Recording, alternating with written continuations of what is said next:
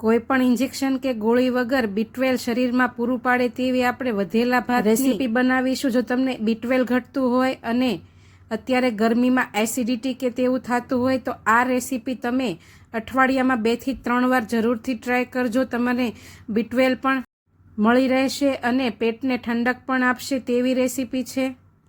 મારી ચેનલ ઉપર નવા હો, મારી વિડીયો જોતા હો તો ચેનલને સબસ્ક્રાઈબ કરવું ભૂલતા નહીં। ત્યાં આપેલું બેલ આઇકન જરૂરથી દબાવજો જેથી તમને મારી આવી નવી રેસીપીના નોટિફિકેશન મળતા રહે।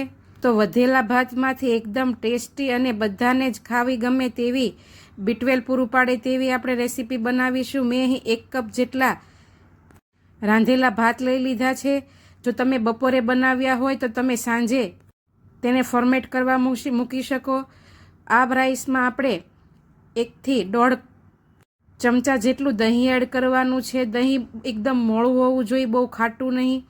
રાઈસને આવી રીતે પહેલાં છૂટા કરી લઈશું અને પછી તેમાં મેં કીધું તેમ 1 થી 1.5 ચમચી જેટલું મીડિયમ ખાટું દહીં ઉમેરીશું અને રાઈસ પલળી જાય તેટલા પ્રમાણમાં આપણે અડધો ગ્લાસ જેટલું અહીં પાણી એડ કરવાનું છે। અને હવે આવી રીતે ચમચીથી બધું બરાબર મિક્સ કરી રાઈસને એકદમ આમાં ફર્મેટ કરવા માટે જેટલું જોઈએ તેટલું પાણી નાખીને ફર્મેટ કરી દઈશું। ઢાંકીને આપણે તેને 5 થી 6 કલાક માટે મૂકી દેવાના છે। અને જો તમારે B12 માટે ખાવા હોય તો રાત્રે આવી રીતે રાઈસને પલાળીને મૂકી દેવાના અને સવારમાં ખાવાના। આ રાઈસ ફર્મેટ થાય છે ત્યારે તેમાં B12ના જે બેક્ટેરિયા આવે છે તે બને છે, એટલે આ રાઈસ ખાવાથી શરીરમાં વગર ગોળી કે ઇન્જેક્શને B12 જળવાઈ રહેશે। હવે મેં રાતે ફર્મેટ કરવા મૂક્યા હતા, સવારમાં આ રીતે હવે ખોલીને જોશો તો રાઈસ એકદમ સેટ થઈ ગયા છે દહીંમાં। બધું સરસ સેટ થઈ ગયું છે। હવે આપણે જે છાશ કરવાની ઝેરણી આવે છે તે લઈ લઈશું। બ્લેન્ડરથી નહીં પણ આવી રીતે જે દહીં વલોવાની ઝેરણી આવે છે તેનાથી આપણે લસ્સી બનાવવા જે લઈએ છીએ ને તે લઈ લઈશું અને ભાતને આવી રીતે મેશ કરી લઈશું। એકદમ મેશ નથી કરવાના, એટલે આવી રીતે મિક્સ કરી લઈશું। અને હવે આ રાઈસને દહીં ભાતને એકદમ ટેસ્ટી બનાવવા માટે ઉપરથી આપણે તડકો એડ કરવાનો છે। તો તડકા માટે મેં અહીં 2 થી 3 લીલી મરચી લઈ લીધી છે ટેસ્ટ પ્રમાણે। તેની ઝીણી આવી રીતે કટકી કરી લઈશું પહેલાં,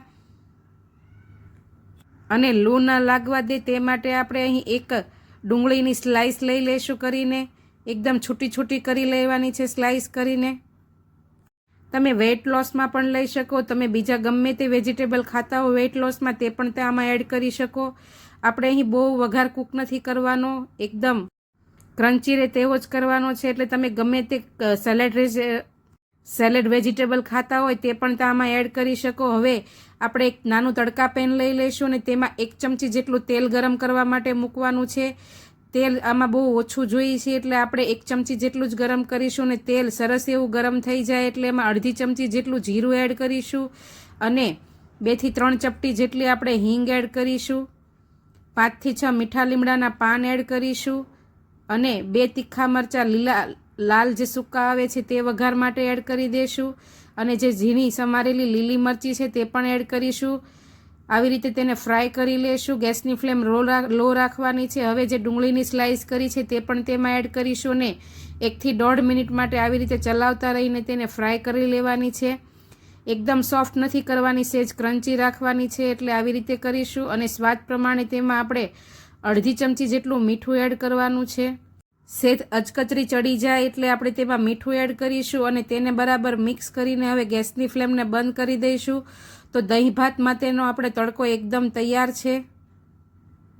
તો છે ને એકદમ ઇઝી રેસીપી। હવે જે આપણે દહીં મેશ કરીને રાખ્યું છે રાઈસમાં તેને આપણે ઉપરથી આવી રીતે વઘાર એડ કરીશું। જો તમે પણ કંઈક ઇન્સ્ટન્ટ બનાવવા માંગતા હો અને મેં જેમ કીધું તેમ ગોળી કે પછી ઇન્જેક્શન વગર B12 શરીરને પૂરું પાડવું હોય તો આ દહીં રાઈસ એકદમ ઇઝી રેસીપી છે। ઉપરથી આપણે ઝીણા સમારેલા ધાણા એડ કરીશું। બધું બરાબર મિક્સ કરીને આ દહીં ભાત સર્વ કરીશું। તમે ક્યારે આ રીતના દહીં ભાત બનાવ્યા છે કે નહીં તે કોમેન્ટમાં જરૂરથી જણાવજો।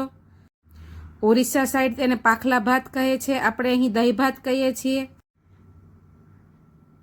રેસીપી કેવી લાગી તે કોમેન્ટમાં જરૂરથી જણાવજો। તો ચાલો કાલે ફરી મળીશું નવી રેસીપી સાથે। ત્યાં સુધી આવજો। જય શ્રી કૃષ્ણ।